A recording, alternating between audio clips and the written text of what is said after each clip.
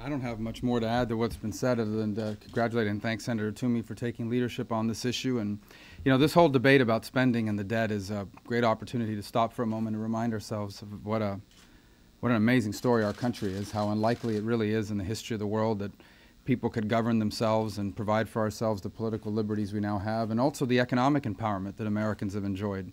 A level of upward mobility unknown and throughout human history. All of this is a product of choices that were made by people, many of whom stood in platforms such as this and in a building such as in this very building before we came here. And the result of those difficult and important decisions that were made by those that were here in the past was what is known today as the American century. And the question before us in power and politics today, and all Americans, is whether we want the next century to be an American century as well. It comes at a time when Americans are looking at their lives and are really concerned and worried about the future. Their gas prices are extraordinary. As they're getting ready to go on family vacations, they're paying more than they've ever paid in their lives to fill their tank.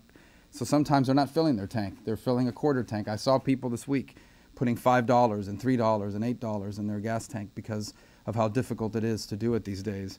And the reason is because our government has no energy policy. It has energy politics, but it has no energy policy. They look at job creation. It doesn't exist in America. Jobs aren't being created at the pace they need to be created.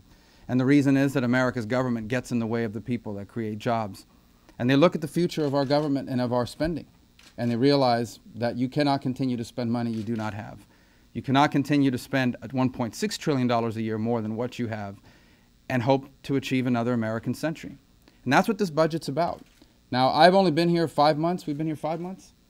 Just long enough to have figured out that as soon as we're done here, you will get emails from our friends on the other side of the aisle and outside of this building that will immediately attack this budget with all kinds. They've been working on it, I imagine, all week. And that's fine. That's important. That's an important part of our process. I hope that when they email you their talking points, they also email you their budget proposal, their ideas for how our government should go moving forward. Because if their plan is to keep doing what they're doing now, then their plan is bankruptcy. Then their plan is denying the American people the opportunity to achieve the next American century. Their plan is not serious. Their plan, what they're basically telling you is that they believe that their political careers and their political party and the next election is more important than our country and its future. And I think for people like Pat Toomey and others who stand up and offer proposals such as this, I think these proposals should be met with counter-proposals and their own ideas about how to proceed moving forward. Because what I think every serious-minded person in this building and in this city knows is that if we keep doing what we are doing now, not only will we not have another American century, we will be the first Americans in the history of our country that will leave our children worse off than ourselves, a distinction I don't believe any of us want to be a part of.